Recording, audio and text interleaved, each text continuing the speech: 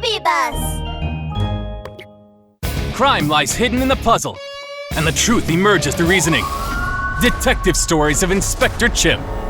Meeting the Mad Scientist 2, Part 1. Inspector Chimp! It's so dark! I'm a little scared. Rollie followed close behind Inspector Chimp.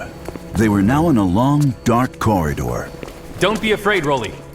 As police officers, it's our duty to guard the peace of Sylvan City. We can't be afraid of the dark. Oh, really? You scared me to death! Where did that voice come from? And, Inspector Chimp, why were you screaming so loudly? Inspector Chimp looked at Rollie, expressionless.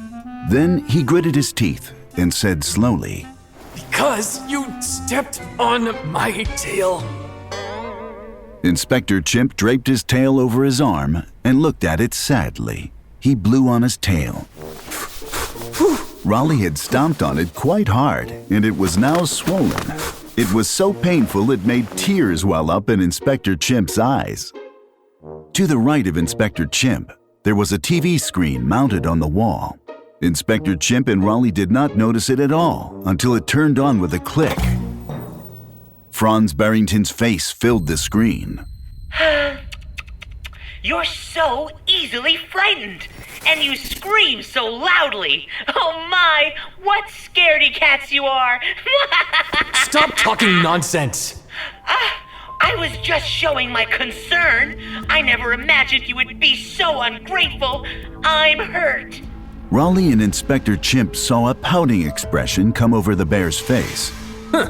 Why don't you just worry about yourself?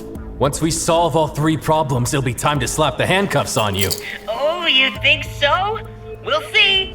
I'll be waiting. Bye-bye, Inspector Chucky and really, Rollie, or whatever.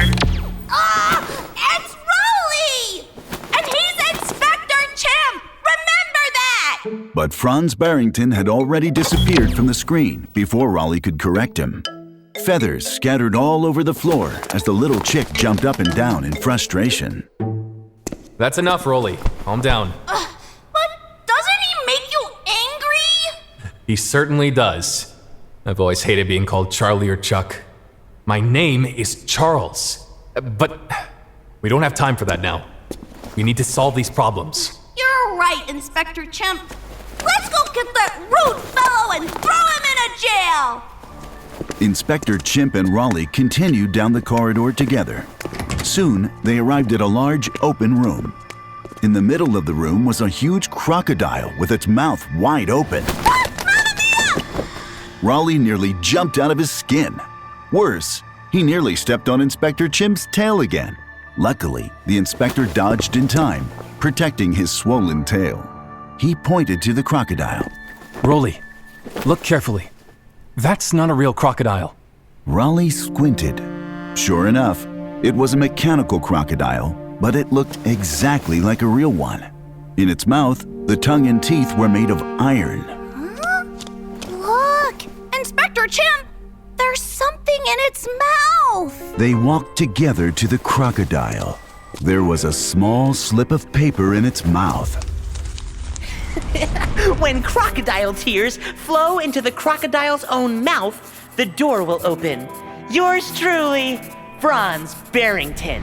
Crocodile tears? How can a mechanical crocodile have tears? What does this mean?